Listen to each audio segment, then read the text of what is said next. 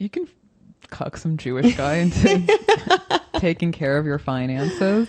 That'd be nice. Yeah. I mean, you read the Agnes Callard article, right? Oh, yeah. That's like the whole premise of that article in a nutshell. What? Well, we'll get to it, but she basically cucks her husband with another guy, then divorces the husband, then marries the other guy, and they all like live together in a weird polycule with the kids. Yeah. And everybody is wondering why. And because they're philosophers. yeah. So that they be wondering.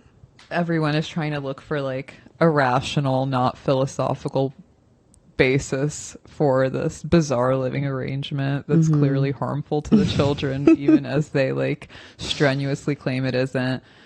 And it's because, well, I pulled some quotes. I guess we could get to that. Let's move on to that, because that's really more our speed. Let me find the quote. The New Yorker.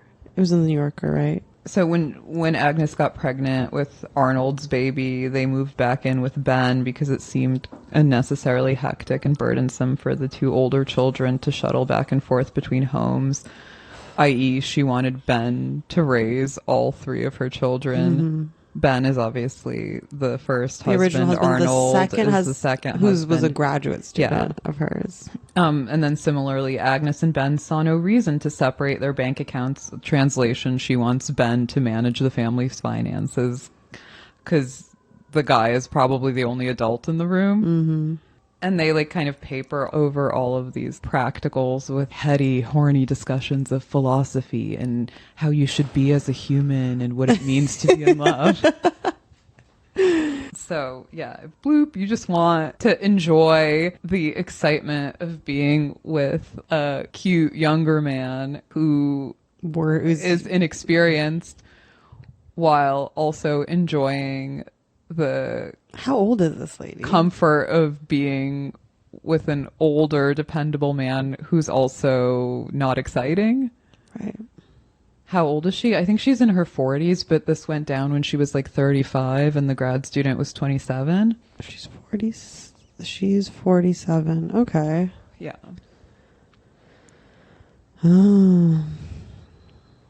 Anyway, so okay. Let's backtrack. So basically the story is about this female philosophy professor, Agnes Callard, who fell in love with her male grad student, many such cases. The catch, of course, is that she was already married to another philosophy professor and they shared two young sons. Then the bigger catch is that she divorced the original husband and married the new boyfriend, but they all live in the same house together. Also, she's autistic. Hence Intensely. her immunity to certain obvious truths and facts that most of us take for granted. Yeah. Agnes specializes in ancient philosophy and ethics, but she's also a public philosopher writing popular essays about experiences such as jealousy, parenting, and anger that feel to her like, quote, dissociated matter. Falling outside the realm of existing theories, she is often baffled by the human conventions that the rest of us have accepted. It seems to her that we are all intuitively copying one another, adopting the same set of arbitrary behaviors and values as if by osmosis. How has it come to pass, she writes, that we all take ourselves to have any inkling about how to live? So this woman is like Ayala meets Moldbug. She's like a horny, nerdy oversharer. With like a sense of childlike wonderment, but no sense of personal boundaries. For like the most basic kind of rudimentary human experiences. Yeah. I mean, overall, she seems pretty harmless if you don't have to personally deal with her. Yeah. Yeah. I wouldn't, I don't know. This was one of the things that really dissuaded me from going to graduate school. Was that in my last semester of undergrad, I worked for a professor at a different college. A different like university professor who was also married to another academic who had many such cases.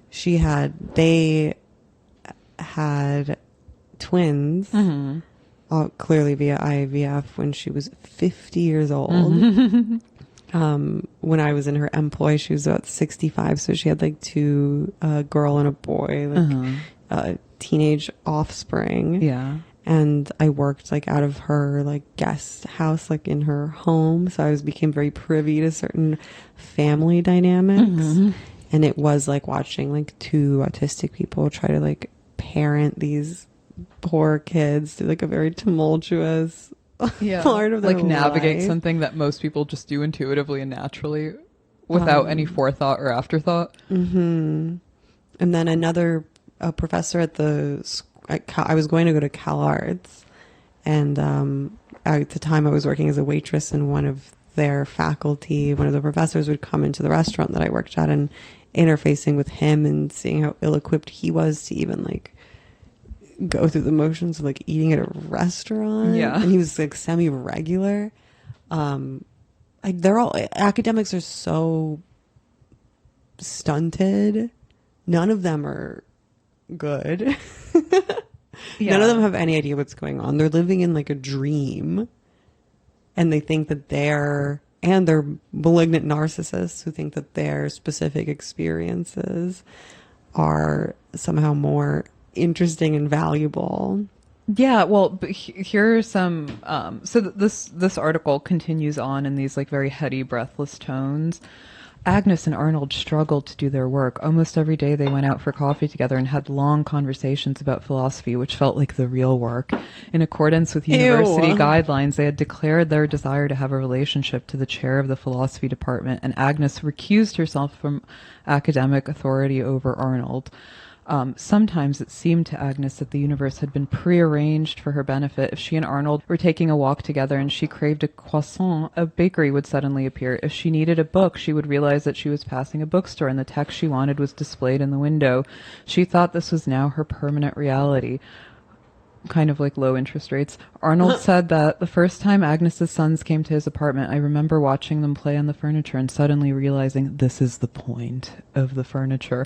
And they just keep hornily realizing things that are just like intuitively obvious to most people.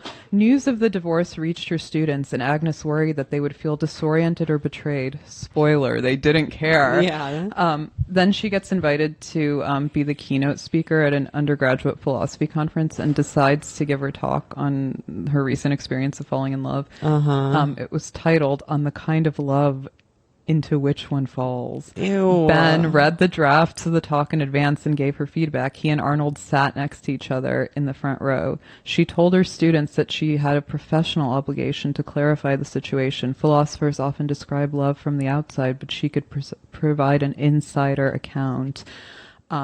Notice how she takes like any opportunity to like tell her story, especially if there are like some quote university guidelines or a quote professional obligation. Women be telling their story to like disclose your romantic status, because obviously it provides her with like a legitimate sounding pretext to talk about what she really wants to talk about, which is herself. But I mean that's innocent enough. Like I get that. I get it. I get what it feels like to be in love and want to tell everybody. What's less innocent is like how truly sheltered and entitled these people are. By these people, I mean the people who run all of our like cultural and political institutions. Right. So she said, 6.5 weeks ago, I fell in love for the first time. You do not think I was a person who would subject her children to divorce. You do not think I was a person who would be married to someone she had not fallen in love with. You are not sure whether you know me anymore. She told her students she had felt a professional obligation to clarify the situation, blah, blah, blah. One of the things I said very early on to my beloved was this: I could completely change now. Radical change, becoming a wholly other person, is not out of the question. There is suddenly room for massive aspiration. And of course, like the big spoiler of the story is that her new relationship goes the exact same way as her old relationship, which they gradually become like disenchanted and disillusioned with one another, and also the whole concept of romantic love, and have more heady, horny philosophical conversations about whether they should get a divorce. And then she comes up with this concept called immaculate divorce, which is a divorce free of pain and stress and disappointment, which like kind of negates the whole point of a divorce. Gwyneth Paltrow already came up with that. Yeah. It's called conscious uncoupling. Yeah. Okay. And many of these insights have been elucidated by, people like Gwyneth Paltrow or Carrie Bradshaw on, I've been rewatching Sex and the City. Well, in the way that she describes their divorce is so eerie because it's so frictionless. Like she calls up her husband, announces that she wants a divorce, takes the train to see him. He suggests therapy and talking it over, but then comes back to her a few hours later and says, like, babe, I think you're right. We should get divorced. It must be nice, honestly, to be such a spiritual dependent. The me and him? Her. How so? Well, because she's so clearly like dependent on this guy. By that, I don't mean that he has the money and she doesn't. I mean that he takes care of everything. Right. And like manages her life and manages the household. Clearly pulls most of the weight in taking care of the kids, including the third son who's not even his, who he basically adopted, so he's a literal cock. Oy vey. He's not the stepdad, he's the dad who stepped up. Yeah. Okay? There was a good she talks about her autism at one point in the piece. She says Agnes has generally avoided speaking publicly about being autistic, in part because she worries that people will find it preposterous for her to use a label once closely associated with people who are nonverbal. But she feels that the diagnosis helps her understand her immunity to the pull of certain received structures of meaning. In addition to the philosophical underpinning of her marriage to Arnold, there's perhaps an autistic one too. In that most of us learn to ignore all the subtle ways in which we settle and compromise based on our received sense that this is the way relationships work. That is the way relationships work. Wait, how? Like through settling and compromise. Yes, they literally. That's not a negative or bad thing. That's just like a fact of life. It's not autistic not to notice those things. It's narcissism. Yeah, like what it means to be involved with another person is that you have to be reciprocal. Mm-hmm. And you have to keep in mind their needs and expectations. Yes.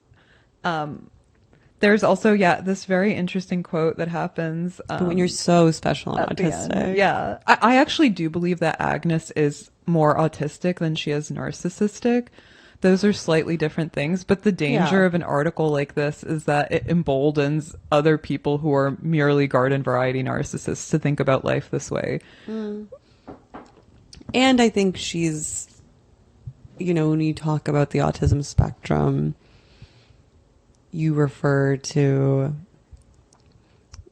behaviors that are functionally the same as something a narcissistic person would engage in. It's like the interpersonal realities of being autistic are not so different from being narcissistic. Well, that's the other thing that stuck out at me because, there's that I can't empathize. Very convenient part where she doesn't want to talk about her autism diagnosis because she doesn't want to steal valor from nonverbal people, which is such a convenient and flattering way of putting it. Of course, because no woman, especially a woman like her who takes every opportunity to like talk about herself and in fact has made it her life's work and like the essence of her philosophy, would pass up a chance to talk about her autism. Mm-hmm. It's like catnip. The only reason she's not doing it is because to protect herself from accusations of narcissism.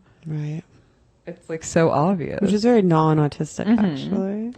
It's actually kind of calculating. Yeah, exactly. And cynical. It shows the kind of the calculus. Manipulative emotional calculations that I don't think real autistic people are capable of. Yeah, that part seemed immediately fake and gay to me. The other part is there's the part where Arnold her lover characterizes Her Agnes's beloved. idea of loneliness as a barrier between two people, and his idea of loneliness is an internal question of being able to be honest and tell the truth.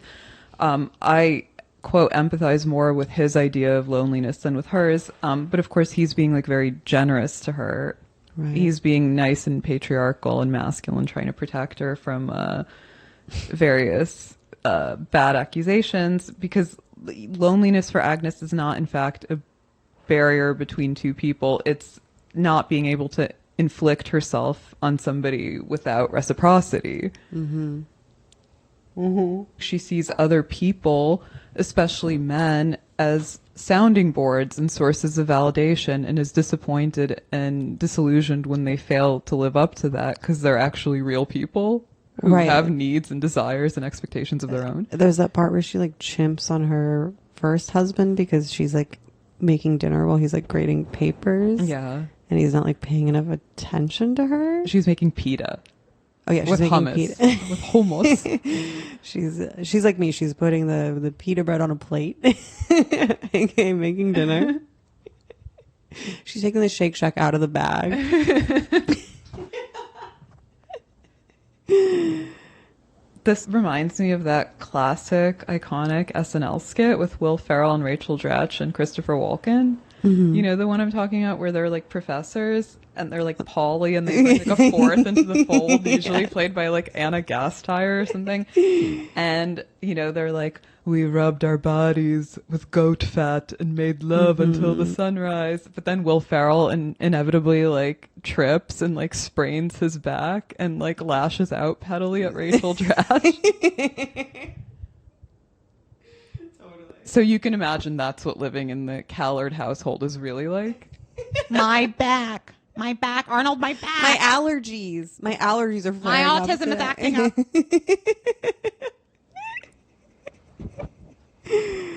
She really could have saved herself some money on therapy bills for her kids down the line if she had just had a regular affair. I know many such cases though in these like polyamorous situations is that they they don't want to actually be accountable to other people. They want everything to be sort of contractual and On their own terms. frictionless and on their terms. In their control. That's what really fucks me up about the therapeutic language of like radical transparency and radical honesty. People always coming at me sideways saying like, you have to be honest and transparent about your desires. No, that's a way of absolving yourself of responsibility to other people. Mm-hmm. And hey babe, I want to cuck you with this other guy. yeah. And to say nothing of how opaque desires are even to ourselves, that we don't actually even really know what we want. Well, yeah. And it seems like she's in this somewhat unfortunate position of being like a horny high IQ Jewess with a male libido and a male developmental disorder. Yeah. But a female, all too female, like classically female trait of not knowing what she wants, wanting everything at once, and wanting to absolve herself of responsibility. That's the thing that gets muddled in all these like convenient, selective confusions of autism and narcissism. Which that people deliberately confuse quote honesty and quote transparency with responsibility. They don't want to take responsibility.